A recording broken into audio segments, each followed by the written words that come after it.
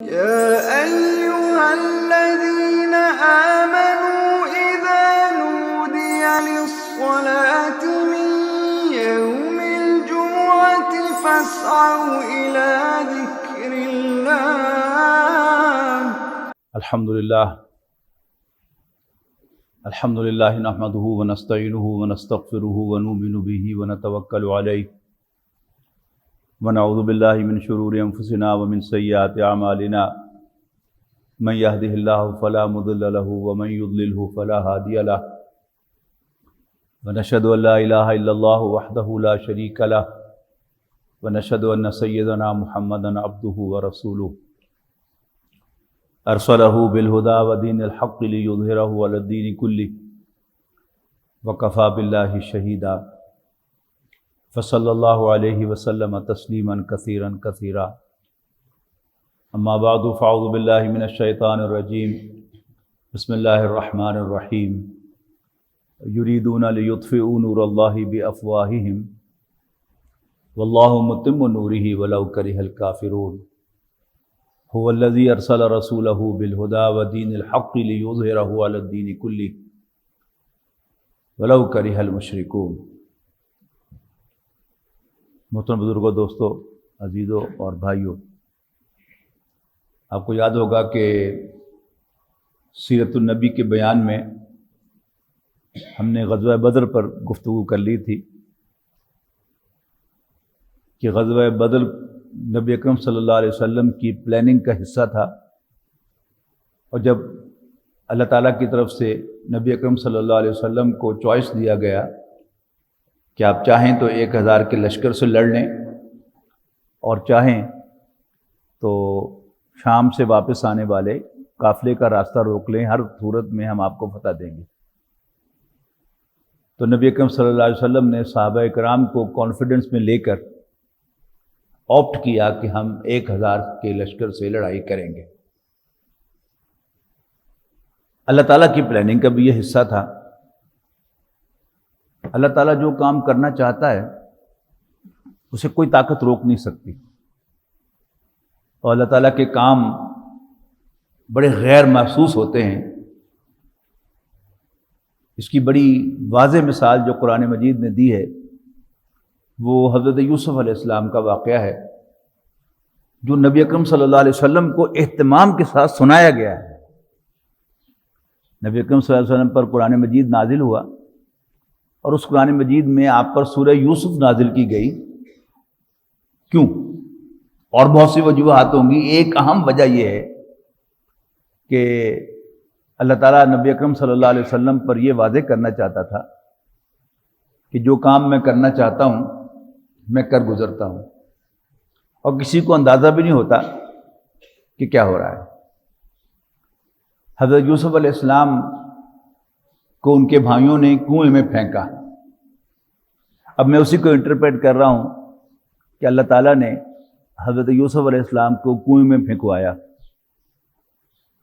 پھر کنویں سے نکلوا کر آپ کو غلام بنایا، اور پھر بکتے بکاتے آپ کو مصر پہنچایا.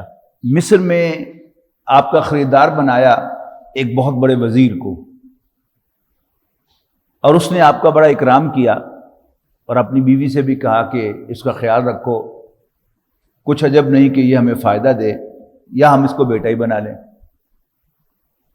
لیکن پھر ایک ایسا واقعہ ہوا کہ جس کو زبان پر لاتے ہوئے بھی انسان کی طبیعت اوپر آتی ہے، کہ حضرت یوسف علیہ السلام کی مالکن ان پر عاشق ہو گئی، اور اس نے ان سے بدکاری کا تقاضا کیا. حضرت یوسف وہاں سے بھاگ گئے، اللہ تعالیٰ نے بچا لیا، دروازے کھول دیے. لیکن بہرحال سب نشانیاں دیکھنے کے باوجود حضرت یوسف علیہ السلام کو جیل میں ڈال دیا گیا. اب یہ سارا سفر جو ہو رہا ہے یہ حضرت یوسف علیہ السلام کو مصر کے اعلیٰ ایوان میں پہنچانے کے لیے. وہاں 2 اور قیدی ہیں، ان دونوں نے خواب دیکھے ہیں. حضرت یوسف علیہ السلام ان خوابوں کی تعبیر بتاتے ہیں، اور وہ دونوں تعبیریں صحیح نکلتی ہیں، اور جو ان میں سے نجات پانے والا ہے وہ دوبارہ اپنی جو سروس ہے بادشاہ کے دربار میں شراب پلانے کی، اس کو ریزیوم کرتا ہے۔ 7 سال گزر جاتے ہیں، پھر بادشاہ کو بھی ایک خواب آتا ہے۔ بادشاہ اپنے درباریوں سے پوچھتا ہے کہ میرے اس خواب کی تعبیر بتاؤ، تو سارے ہاتھ کھڑے کر دیتے ہیں کہ ایسے فضول خوابوں کی کوئی تعبیر نہیں ہوا کرتی۔ اب یاد آتا ہے اس کو، اس شراب پلانے والے ساقی کو، کہ بادشاہ سلامت اگر آپ مجھے جیل کا ایک چکر لگوا دیں تو میں آپ کو خواب کی تعبیر لا دوں گا۔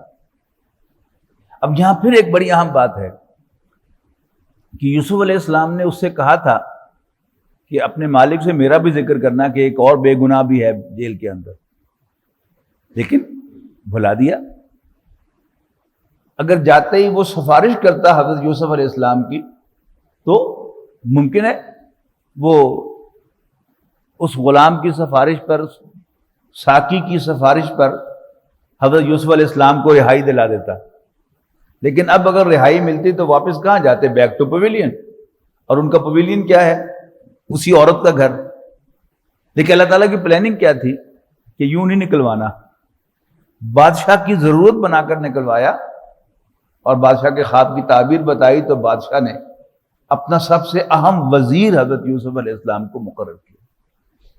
اب واپس جائیے کہ اگر حضرت یوسف علیہ السلام کے بھائی ان کے کنویں میں نہ پھینکتے تو حضرت یوسف علیہ السلام وہیں فلسطین میں پڑے ہوتے، اور اگر حضرت یعقوب علیہ السلام کے پاس کوئی منصب ہوتا تو وہ منصب تو ان کے بڑے بیٹے کو ملتا، تو یوسف علیہ السلام کو کہاں جانا؟ تو اللہ تعالیٰ کی پلاننگ بہت بڑی پلاننگ ہے۔ ہم اپنی عام زندگی کے اندر بھی اگر اس کا جائزہ لیں تو اللہ تعالیٰ ہمیں جہاں پہنچانا چاہتا تھا اس نے ہمیں پہنچایا ہے، اور وہ جہاں ہمیں پہنچانا چاہے گا، جو جو کچھ ہمیں عطا کرنا چاہے گا، جس جس چیز سے محروم کرنا چاہے گا، اس کے اسباب وہ پیدا کرے گا۔ کسی کو اندازہ بھی نہیں ہوگا کہ میری منزل کدھر ہے۔ وہ جو امیڈیٹ سرکمسٹانسز ہیں انہی میں گم ہو کر کبھی حیران ہوگا، کبھی خوش ہوگا۔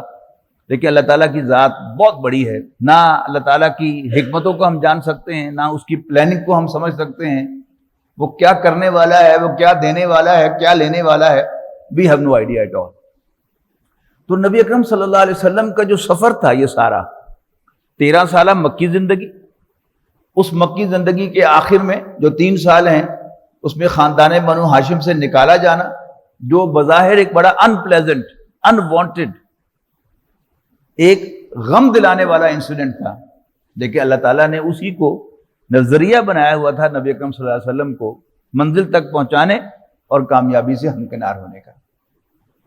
غزوہ بدر میں اللہ تعالیٰ نے غیر معمولی فتح نصیب فرمائی، اور اگلے سال پھر ابو سفیان پوری تیاری کے بعد دوبارہ آئے مدینہ منورہ پر حملہ آور ہونے کے لیے۔ نبی اکرم صلی اللہ علیہ وسلم کو اس کی خبر ہوئی تو آپ نے اپنے معمول کے مطابق صحابہ کرام سے مشورہ کیا، اور یہ بات نبی اکرم صلی اللہ علیہ وسلم نے بہت تاکید کے ساتھ فرمائی ہے کہ ہر اہم معاملے میں مشورہ ضرور کیا کرو، ایک مسلمان سے کرو۔ اور اس انسٹرکشن کو ہمیں یاد رکھنا چاہیے کہ مشورہ میں بڑی برکت ہے۔ ایک آپ کا ویو ہے، آپ بہت ذہین ہیں، بہت سمجھدار ہیں، بہت علم والے ہیں، لیکن بہرحال آپ ایک ہیں۔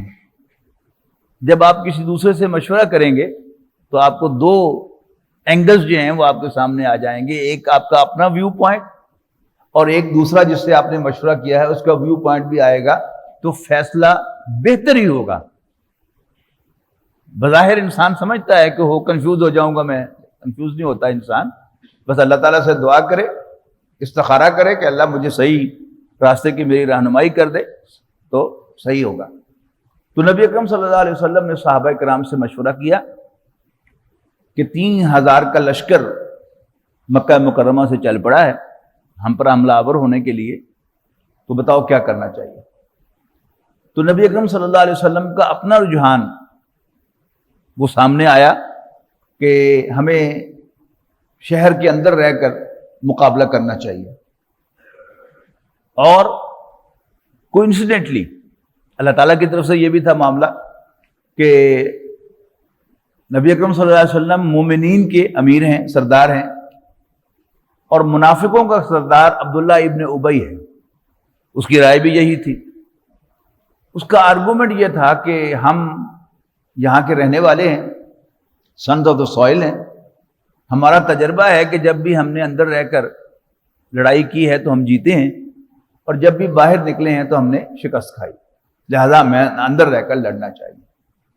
لیکن نبی اکرم صلی اللہ علیہ وسلم کا رجحان صحابہ کے سامنے آ رہا تھا کہ آپ کا رجحان بھی اندر کا ہے، لیکن صحابہ کرام نے بہت زیادہ جذبے کا اظہار کیا کہ ہم عورتوں کی طرح گھر میں نہیں بیٹھیں گے، ہم باہر جا کر لڑیں گے، اور کیا ہو جائے گا، جانیں چلی جائیں گی، ہمیں تو چاہیے شہادت کی موت.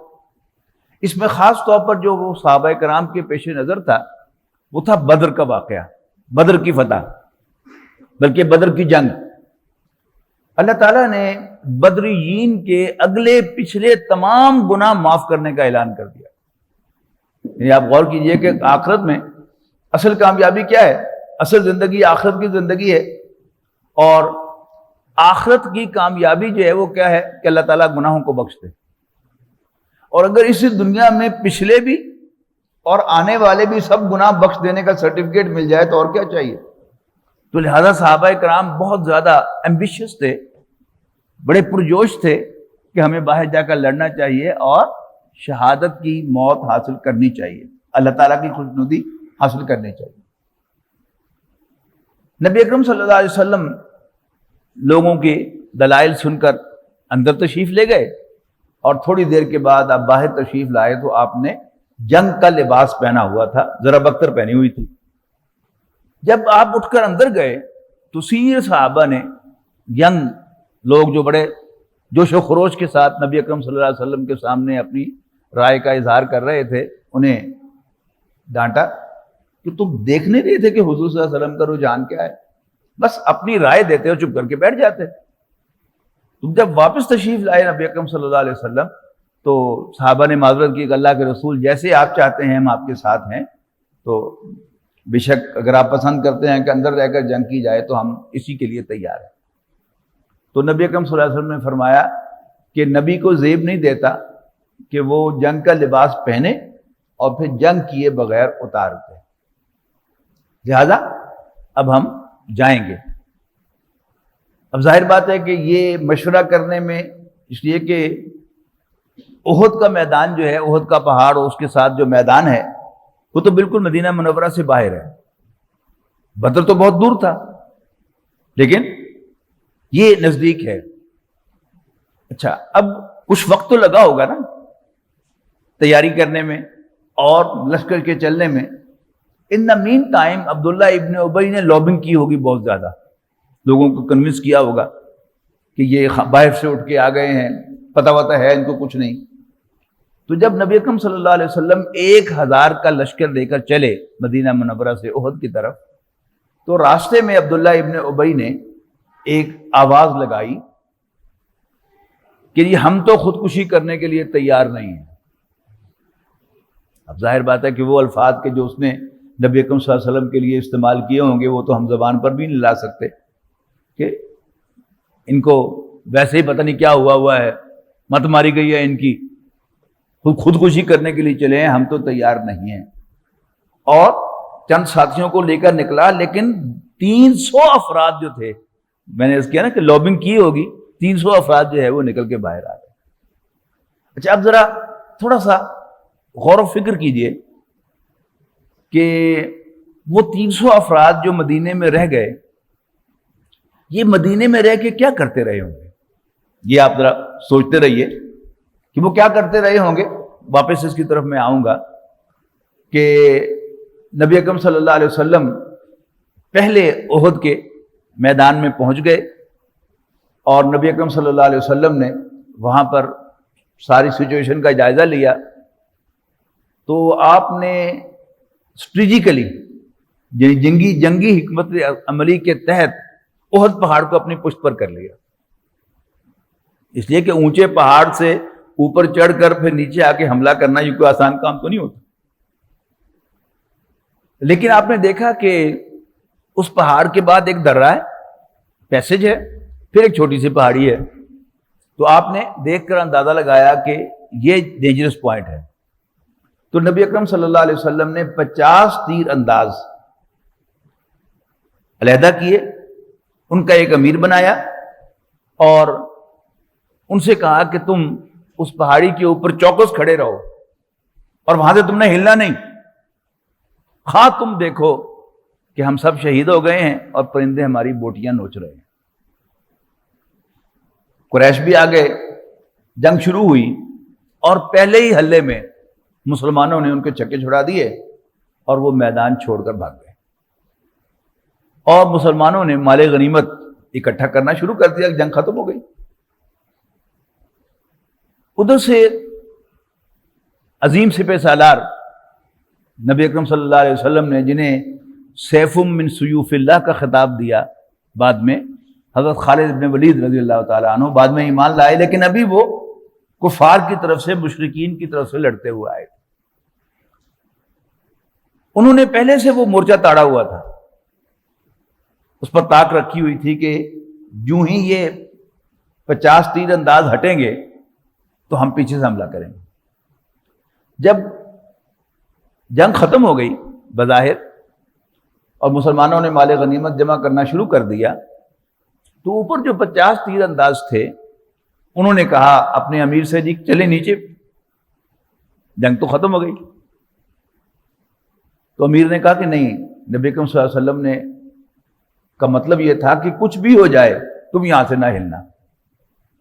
اب یہ اس کو اپنے اوپر قیاس کر کے دیکھیے گا، اگر آپ اس کی جگہ پر ہوں تو آپ بھی یہی اسی طرح ریئیکٹ کریں گے کہ تو ہے چودھری بڑے پھرنے وچ. اللہ کے رسول نے تو فرمایا تھا کہ اگر ہم ہار جائیں اور شکست کھا جائیں پھر بھی تم یہاں سے نہ ہلنا. اب تو جنگ ہی ختم ہو گئی ہے اور فتح ہو گئی ہے، تو اب یہاں ہمارے کھڑے ہونے کا تک کیا ہے؟ تو انہوں نے اپنے امیر کی نافرمانی کرتے ہوئے 50 میں سے 35 افراد نیچے اترائے. اب ادھر سے حضرت خالد بن ولید رضی اللہ تعالیٰ عنہ اسی طاق میں تھے کہ یہ تیر انداز یہاں سے ہٹے اور میں حملہ کروں. جب انہوں نے دیکھا کہ اب صرف 15 رہ گئے ہیں تو فوراً وہ اپنا رسالہ لے کر آئے، تو گھڑ سواروں کا دستہ لے کر آئے اور نیچے سے تیر برسائے انہوں نے. اب تیر اندازی کی داد دی دیے کہ تیز گھوڑے دوڑاتے ہوئے اور ساتھ ہی نیچے سے انہوں نے تیر چلائے. ظاہر ہے اوپر سے بھی انہوں نے کچھ تیر چلائے ہوں گے، لیکن ان 15 میں سے 14 کو انہوں نے شہید کر دیا اور آ کے حملہ کر دیا مسلمانوں پر، جو بالکل بے خبر تھے اور ریلیکس ہو چکے تھے کہ جنگ ختم ہو چکی. بھگدڑ مچ گئی. نبی اکرم صلی اللہ علیہ وسلم تک بہت زیادہ زخمی ہوئے. آپ کی رخسار کی ہڈی کا فریکچر ہوا، آپ کا جو ہیلمٹ تھا اس کی جو کڑیاں تھیں وہ کھب گئیں نبی اکرم صلی اللہ علیہ وسلم کے رخسار میں، خون کا فوارہ چھوٹا، آپ کے دندان مبارک شہید ہوئے اور آپ پر غشی طاری ہوئی. یہ سب کچھ ہوا، لیکن بہرحال صحابہ کرام کی ایک جماعت نے نبی اکرم صلی اللہ علیہ وسلم کا محاصرہ کر لیا اور اپنے سینوں پر تیر کھائے اور نبی اکرم صلی اللہ علیہ وسلم پر تک پہنچنے نہیں دیا.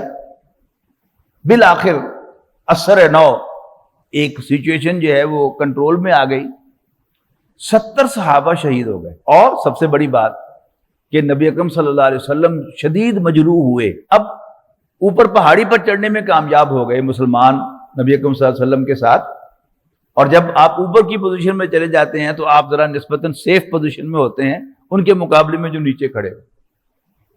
جب سچویشن تھم گئی اور اب قریش جو ہے وہ واپس جا رہے تھے، مسلمان اوپر تھے پہاڑی پر اور قریش نیچے سے اب واپس جا رہے تھے، تو جاتے ہوئے ابو سفیان نے نعرہ لگایا اعلیٰ حبل، ان کا بڑا بت تھا نا حبل، اس کی جے. تو نبی اکرم صلی اللہ علیہ وسلم نے کہا کہ تم جواب دو کہ اللہ عز و جل، اللہ تعالیٰ عزت و جلال والا ہے، اللہ کی عزت اور جلال. اس نے جاتے ہوئے کہا کہ محمد ہے، حضور نے اشارہ فرمایا چپ رہو. اس نے کہا کہ ابو بکر ہے، آپ نے فرمایا چپ رہو. اس کے بعد اس نے کہا کہ عمر ہے. اس سے پہلے کہ حضور صلی اللہ علیہ وسلم کچھ فرماتے، حضرت عمر نے کہا کہ ہاں میں بھی ہوں، ابو بکر بھی ہے اور اللہ کے رسول بھی زندہ ہے. بہرحال جاتے ہوئے ابو سفیان جو ہے وہ کہہ کر گئے کہ اگلے سال پھر مقابلہ ہوگا. اب جب نبی اکرم صلی اللہ علیہ وسلم واپس آئے ہیں، یعنی 70 جانیں گوا کر جام شہادت نوش کیا انہوں نے، اور بے شمار صحابہ زخمی ہوئے، نبی اکرم صلی اللہ علیہ وسلم بھی زخمی ہوئے. اب جب واپس آئے تو وہ جو میں نے آپ سے پوچھا تھا نا کہ غور کریں کہ کیا ہو رہا ہوگا پیچھے، کچھ سوچا آپ نے؟ یعنی میرا گمان یہ ہے کہ وہ پیچھے بیٹھے ہوئے دعائیں کرتے رہے ہوں گے کہ اللہ کرے کہ محمد صلی اللہ علیہ وسلم یہ شکست کھا کے آئیں اور پھر ہم انہیں کہیں لے لیا جو سواد. بالکل یہی ہوا. ان کی وہ دعا جو ہے یوں سمجھیے کہ پوری ہو گئی. اور اب عبداللہ ابن ابی خم ٹھوک کر میدان میں آ گیا کہ بہت ہو گئی، بہت ہو گئی. اگر ہماری مانی ہوتی تو یہ لاشوں کے ڈھیر نہ لگے پڑے ہوتے. یہ قرآن مجید میں الفاظ کوٹ ہوئے ہیں باقاعدہ اس کے، ما قتلنا ہاؤنا، ہم یہاں پر قتل نہ ہوتے. اور اب ونس فار آل یہ بات طے ہو جانی چاہیے کہ اللہ کے رسول من مانیاں ہی کرتے رہیں گے یا حل لنا من الامر من شیء، فیصلوں میں ہمارا بھی کوئی عمل دخل ہوگا. یعنی جب ایسا شخص کہہ رہا ہوتا ہے نا، وہ کیا ترجمہ کس صیغے میں رہا ہوتا ہے کہ ہمارا بھی عمل دخل ہونا چاہیے، لیکن مطلب کیا ہوتا ہے؟ میری بات مانی جانی چاہیے. تو یہ بار بار میں عرض کرتا رہتا ہوں کہ قرآن مجید ایک زندہ کلام ہے، اس میں کوئی کہانی نہیں ہے. اس میں واقعات جو بیان ہوئے ہیں وہ زندہ واقعات ہیں. آج بھی سملر سچویشن میں ہم یہی کچھ کریں گے اور ہمیں انہی معاملات سے سابقہ پیش آئے گا. جہاں بھی کوئی آرگنائزیشن ہوگی اور اس میں اگر اس آرگنائزیشن کے اندر کوئی ایسا عنصر ہوگا کہ جو اپنی چودراہٹ چاہتا ہے، جو اس میں انتشار پیدا کرنا چاہتا ہے، وہ اسی طرح بیہیو کرے گا جیسے قرآن مجید کے اندر مختلف واقعات کے اندر یہ باتیں جو ہیں وہ سمجھائی گئی ہیں، بتائی گئی.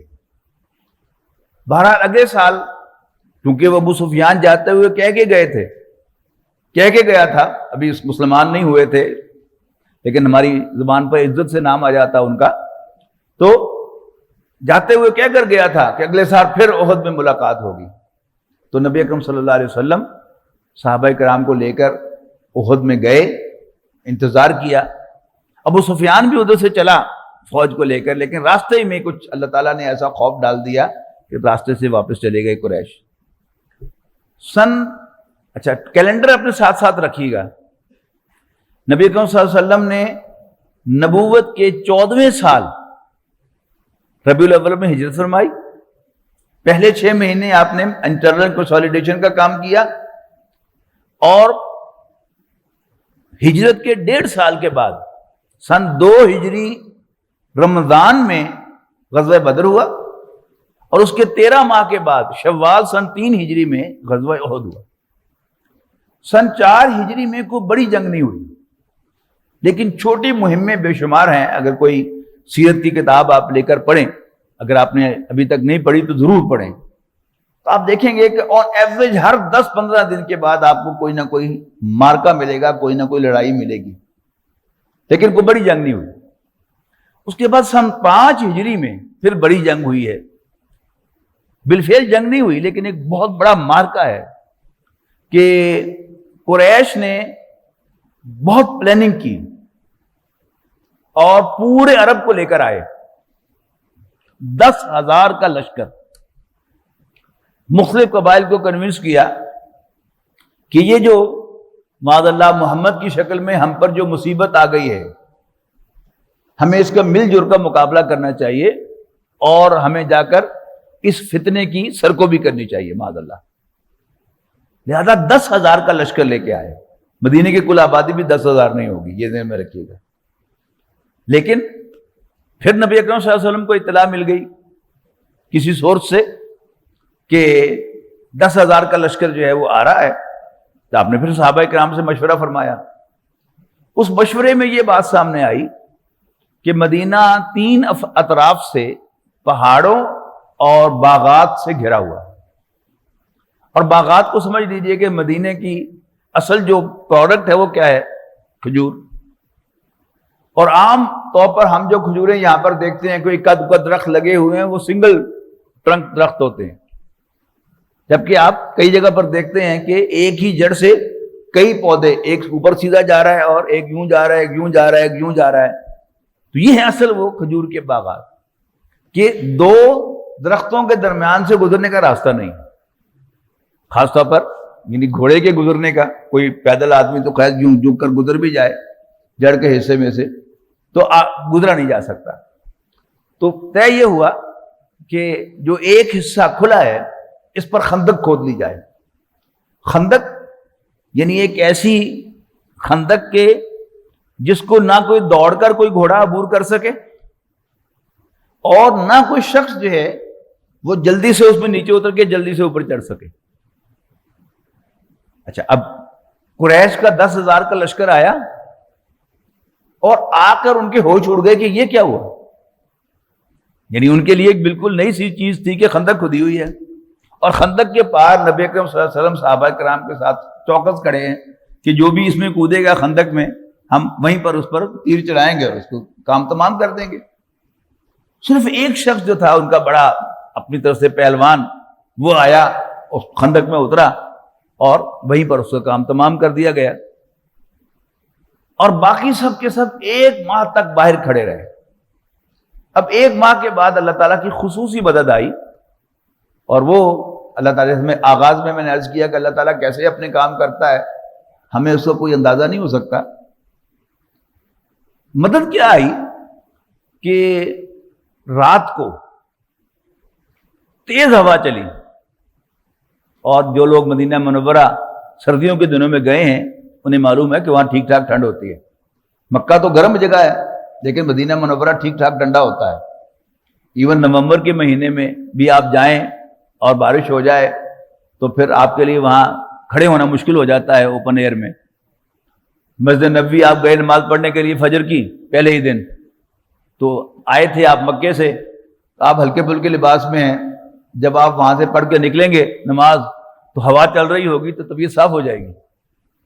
تو ٹھنڈ ہوتی ہے اور ذرا اور سردی کا موسم ہو اور رات کا وقت ہو اور اس میں ہوا چلے تیز، تو جب تیز ہوا چلتی ہے تو چل میں ونڈ فیکٹر ایڈ ہو جاتا ہے اور 2-3 ڈگری اور زیادہ ٹیمپریچر کم ہو جاتا ہے.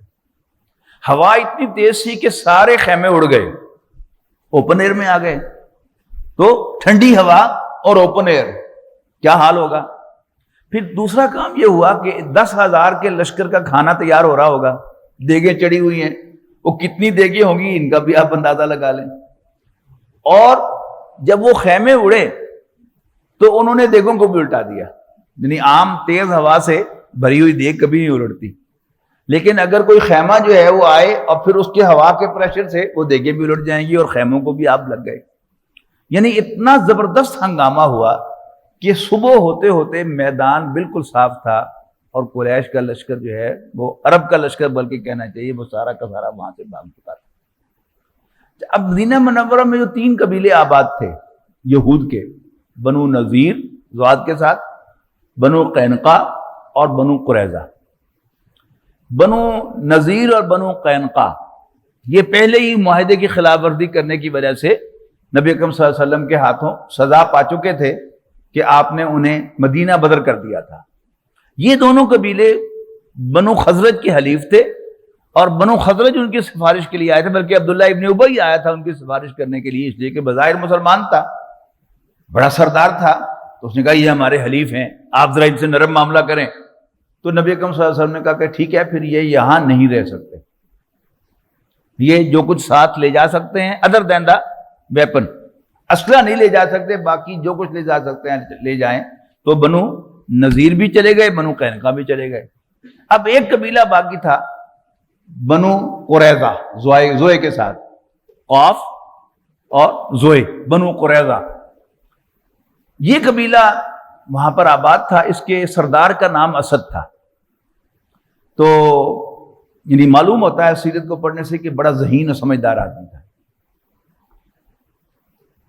اس کے پاس قریش آئے اس کو ساتھ ملانے کے لیے کہ تم بھی ہمارا ساتھ دو، تم بھی دشمن ہو ایکولی، تمہیں بھی محمد سے دشمنی ہے، تمہاری بھی ہماری بھی دشمنی ہے، ہم ایک کامن گول رکھتے ہیں، لہذا ہم باہر سے آئیں گے، تم اندر سے ہمارا ساتھ دو۔ ایک اور قبیلے کے سردار تھے، وہ نبی اکرم صلی اللہ علیہ وسلم کے پاس آئے، کلمہ پڑھا اور کہا کہ جی میں اسلام لے آیا ہوں، لیکن ابھی کسی کو میرے ایمان لانے کی خبر نہیں ہے، اگر آپ مجھے اجازت دیں تو میں آپ کے کچھ کام آؤں۔ تو نبی اکرم صلی اللہ علیہ وسلم نے کہا کہ ضرور۔ وہ گئے اسد کے پاس جو بنو قریظہ کا سردار تھا، ذمہ رکھیے گا کہ ابھی لشکر آیا نہیں لیکن تیاری میں ہے اور قریش کے ساتھ ان کی نیگوسیشن چل رہی ہے۔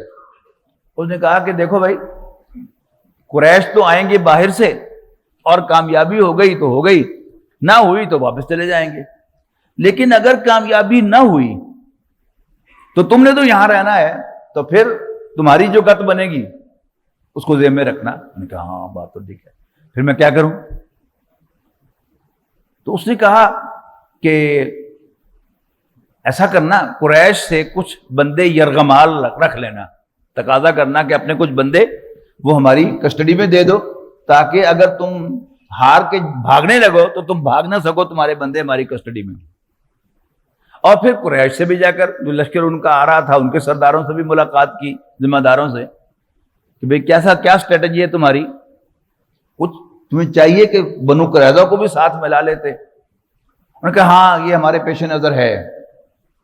ہاں، انہوں نے کہا لیکن احتیاط کرنا، اپنا راستہ کھلا رکھنا کہ اگر ہار جاؤ تو پھر وہاں سے بھاگ سکو، کوئی بندے نہیں یرغمال دے دینا ان کو۔ انہوں نے کہا ہاں تو بالکل ٹھیک ہے۔ اب جب دوبارہ ان کا وفد آیا کو فائنل بات کرنے کے لیے، تو بنو قریظہ نے تقاضا کیا کہ کچھ بندے ہمیں دے دو۔ قریش نے کہا نہیں بندے ہمیں نہیں دینے، تو وہیں پر پھوٹ پڑ گئی۔ لیکن بہرحال چونکہ ایک کامن گول تھا، یہودیوں کو نبی اکرم صلی اللہ علیہ وسلم سے انتہائی نفرت تھی، انتہائی دشمنی تھی، لہذا وہ جو واقعہ آپ نے پڑھا ہوگا عام ٹیکسٹ بک سیرت میں کہ غزوہ خندق کے دوران یا غزوہ احزاب کے دوران ایک یہودی بنو قریظہ سے تعلق رکھنے والا وہ عورتوں کے کیمپ کے چکر لگا رہا تھا، تو حضرت صفیہ رضی اللہ تعالیٰ عنہ نبی اکرم صلی اللہ علیہ وسلم کی پھوپھی محترمہ، انہوں نے لٹس نکالی ایک خیمے میں سے اور کر کے ماری، اس کا بیجا نکال دیا۔ اب جب بنو قریظہ یہ جنگ ختم ہو گئی تو جبرائیل آئے نبی اکرم صلی اللہ علیہ وسلم کے پاس، حضرت جبرائیل علیہ السلام، اور کہا کہ اللہ کے رسول آپ نے ہتھیار اتار دیے؟ اللہ نے تو ہتھیار نہیں اتارے، آپ فوراً بنو قریظہ چلیے۔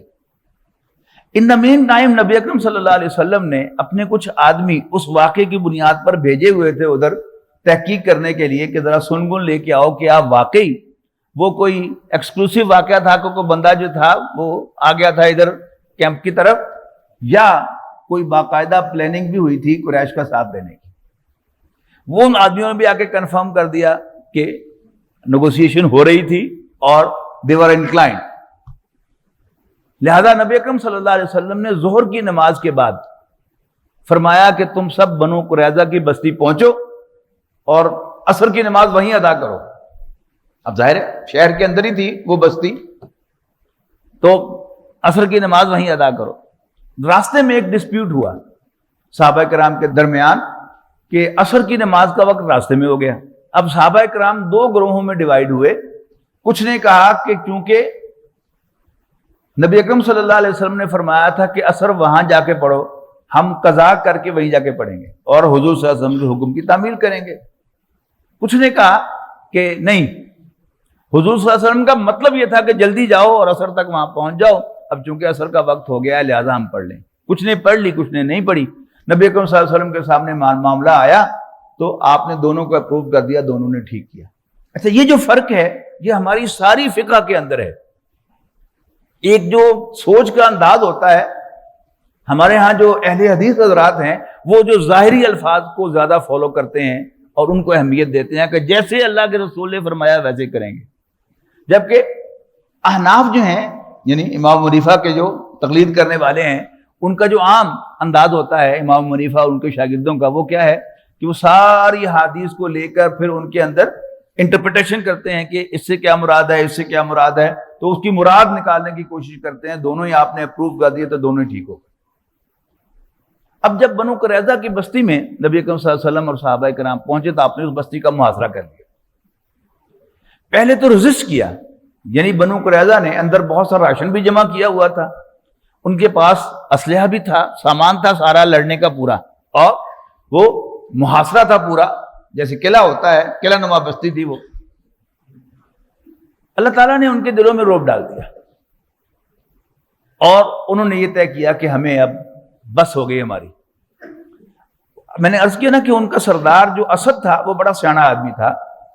اس نے اپنے یعنی قبیلے کے لوگوں سے خطاب کیا، ان کو جمع کر کے، کہ دیکھو ہم سب جانتے ہیں، اندر سے ہم سب جانتے ہیں کہ محمد اللہ کے رسول ہیں صلی اللہ علیہ وسلم، لیکن بہرحال ہم مخالفت کر رہے ہیں. اب 3 راستے ہیں ہمارے پاس. ایک راستہ تو یہ ہے کہ ہم ایمان لے آئے محمد پر، ہماری جان مال سب کچھ بچ جائے گا، لیکن مجھے پتا ہے کہ تم یہ مانو گے نہیں. دوسری آپشن یہ ہے کہ ہم خود اپنے ہاتھوں اپنے بچوں اور عورتوں کو قتل کر دیں اور پھر آ جائیں میدان میں، جو ہو سو ہو. یعنی تمہیں کوئی پیچھے سے نہ ہو کہ ہو پیچھے کیا ہوگا، پھر تم جگرا پوری جگرے کے ساتھ لڑو، اور مجھے پتا کہ تم یہ بھی نہیں مانو گے. پھر تیسری آپشن ایک ہی ہے کہ ہم ہتھیار ڈال دیں محمد کے سامنے صلی اللہ علیہ وسلم، پھر جو معاملہ وہ ہمارے ساتھ کریں. تو سارا نے کہا یہ ٹھیک ہے، جان تک کم سے کم بچاؤ نا، ہتھیار ڈالے. اب جو بنو اوس تھے، 2 قبیلے تھے نا مدینے کے رہنے والے، جو حضور صلی اللہ علیہ وسلم کے مدینے میں میزبان تھے، اوس اور خزرج. خزرج قبیلے کے حلیف تھے بنو قینقاع اور بنو نذیر، اور بنو قینقاع حلیف تھا بنو اوس کا. اب بنو اوس آئے نبی اکرم صلی اللہ علیہ وسلم سے ان کی سفارش کرنے کے لیے کہ یہ ہمارے حلیف ہیں، آپ نے ہمارے بھائیوں یعنی بنو خزرج کے حلیفوں کے ساتھ نرم معاملہ کیا ہے، آپ ان کے ساتھ بھی نرم معاملہ فرمائیں. تو آپ نے بنو قریظہ سے پوچھا یعنی اسد سے کہ بھائی کیا میں تمہارا معاملہ اوس کے حوالے نہ کر دوں؟ انہوں نے کہا جی منظور ہے. تو اوس کے سردار تھے سعد ابن معاذ رضی اللہ تعالیٰ عنہ. یہ بڑے سچے اور بہت مخلص صحابی تھے نبی اکرم صلی اللہ علیہ وسلم کے. غزوہ خندق میں واحد انجری جو تھی وہ یہی تھی کہ ایک تیر جو ہے قریش نے برسایا اور وہ خندق پار کر کے ان کو کسی بڑی رگ پر آ کے لگا بازو کے نشانے کے اندر، اور اس کی وجہ سے یہ زخمی ہوئے. تو یہ بنو قریظہ کے اس پورے مشن میں شامل نہیں تھے، بیمار ہونے کی وجہ سے مدینے میں تھے، لہذا ان کو بلوایا گیا اور گدھے پر سوار ہو کر یہ ان کو لایا گیا گدھے پر سوار کر کے، اور پھر انہوں نے آ کر فیصلہ سنایا کہ بنو قریظہ کے جتنے بھی جنگ کے قابل مرد ہیں ان سب کو قتل کر دیا جائے، ان کی گردن اڑائی جائے اور عورتوں بچوں اور بوڑھوں کو غلام بنا دیا جائے. اب چونکہ انہی کا چوائس تھا کہ اوس ہمارا فیصلہ کریں، اوس کے سردار نے فیصلہ دیا، اور بعد میں پتا چلا کہ یہ فیصلہ تورات کے عین مطابق تھا کہ اگر کوئی قبیلہ اللہ کے کسی پیغمبر سے معاہدہ کر کے اس سے پھر جائے تو اس کی سزا یہ ہے کہ اس میں جنگ کے قابل جتنے مرد ہوں ان کو قتل کر دیا جائے اور عورتوں بچوں اور بوڑھوں کو غلام بنا لیا جائے. اس پر عمل ہوا. اچھا، اب آپ اگر جوش ویب سائٹ کھولیں گے آج یعنی 2021 میں تو آج بھی آپ کو ان کا زخم ہرا نظر آئے گا. یعنی جوش ویب سائٹ پر مسیکر آف مدینہ کے عنوان سے کہ مدینہ کا قتل عام، اور اس میں ان کا غم و غصہ آپ کو نظر آئے گا کہ نبی اکرم صلی اللہ علیہ وسلم کے ساتھ اور مسلمانوں کے خلاف ان کا غم و غصہ وہاں پر نظر آئے گا. اور وہ آج بھی طاق میں ہیں کہ وہ مسلمانوں سے کیسے بدلا لیں. آج ان کے پاس وسائل ہیں، ان کے پاس طاقت ہے، وہ اس کے لیے کیا کیا پلاننگ کر رہے ہیں. خاص طور پر ہمارے وہ بھائی کہ جو یورپ میں امریکہ میں رہتے ہیں، اس لیے کہ ہولوکاسٹ کے اندر جو ریڈیو پر اعلان ہوا تھا جرمنی میں کہ ہر شخص اپنا پڑوسی اگر اس کا یہودی ہے تو اس کے دروازے پر چوک سے یہ نشان لگا دے. تو پولیس آ کر دیکھتی گئی نشان اور پکڑتی گئی.